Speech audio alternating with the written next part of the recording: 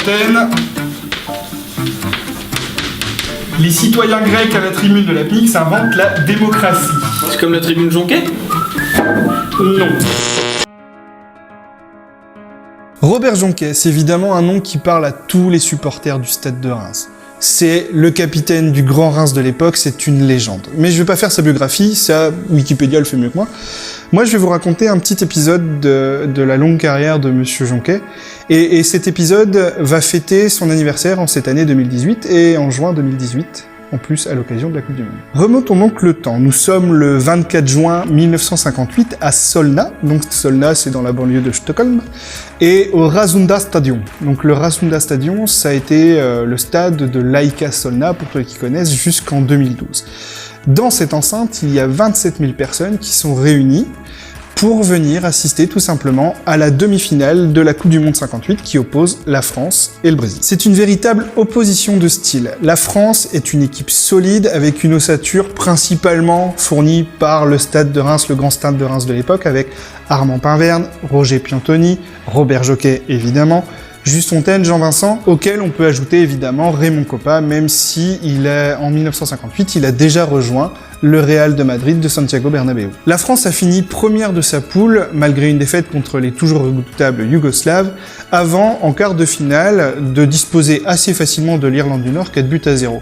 Just Fontaine a déjà mis une belle bouclette de buts. On se souvient que ce sera la Coupe du Monde où il aura son record de buts avec 13 unités dans la même Coupe du Monde. Les Brésiliens, c'est une toute autre histoire. On va toucher aux clichés sur le Brésil, mais on parle carrément de football samba. Les noms parlent d'eux-mêmes. Didi, Vava, Garrincha, l'immense Garrincha, un petit gamin de 17 ans qui s'appelle tout simplement Pelé, et même Mario Zagallo, qui pour la petite histoire sera 40 ans plus tard sur le banc du Brésil, un 12 juillet 98 au Stade de France. Si le Brésil part légèrement favori, la France, elle, est sûre de son collectif. Pourtant, ça commence mal pour l'équipe de France, puisque Vava, à la 9e minute, ouvre le score pour les Brésiliens. Just Fontaine égalisera sur un service de Jonquet, la connexion rémoise, mais Vava sera le vrai bourreau de l'équipe de France à tous les sens du terme. Puisque sur un contrôle mal négocié par Robert Jonquet, les deux joueurs se lancent pour récupérer le ballon, et le contact est très violent. Vava emmène la jambe de Robert Jonquet. Les deux joueurs sont au sol, Vava se relèvera, pas Jonquet.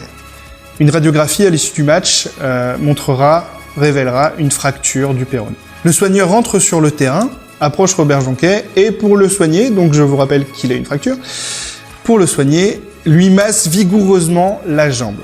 Ça doit piquer un tout petit peu. Peu avant la mi-temps, Didi enfonce le clou et claque une magnifique lucarne aux 25 mètres. Le match semble plié. À 11 contre 11, les forces étaient relativement égales, mais à 10 contre 11 et sans Robert Jonquet, qui plus est, le match semble vraiment mal embarqué.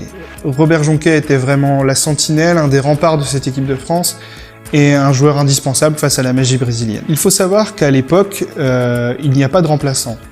C'est-à-dire que les équipes commencent à 11 et finissent à 11.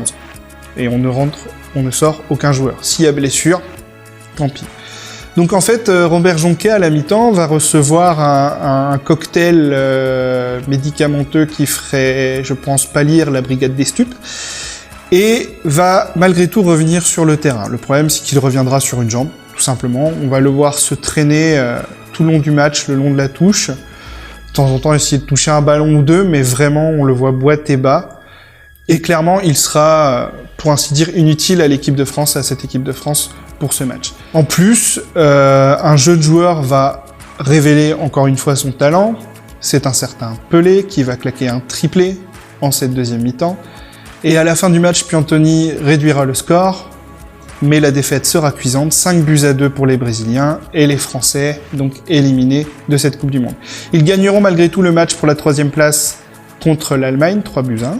Avec encore des buts de Just Fontaine. Ce match, bien avant le France-Allemagne de 82, pose la première pierre de l'image de loser magnifique qui va coller à l'équipe de France jusque 98, malgré l'Euro 84. Et lorsqu'on rediscute et lorsque vous lisez des interviews avec les joueurs, les acteurs de ce match, que ce soit Fontaine ou les autres, ils disent tous que le match aurait été différent avec Robert Jonquet et que ils n'ont pas pu lutter à armes égales avec les Brésiliens à cause de la blessure de Robert Jonquet et de la faute de Vava. Donc voilà, toujours des regrets pour ces grands joueurs. Voilà pour la légende de Robert Jonquet. Je vous invite à nous rejoindre sur notre page Facebook Sport Club RJR, également sur notre chaîne YouTube. Vous nous retrouvez également sur Instagram, sur Twitter, enfin bref, sur l'ensemble des réseaux sociaux. Et à bientôt pour de nouvelles histoires.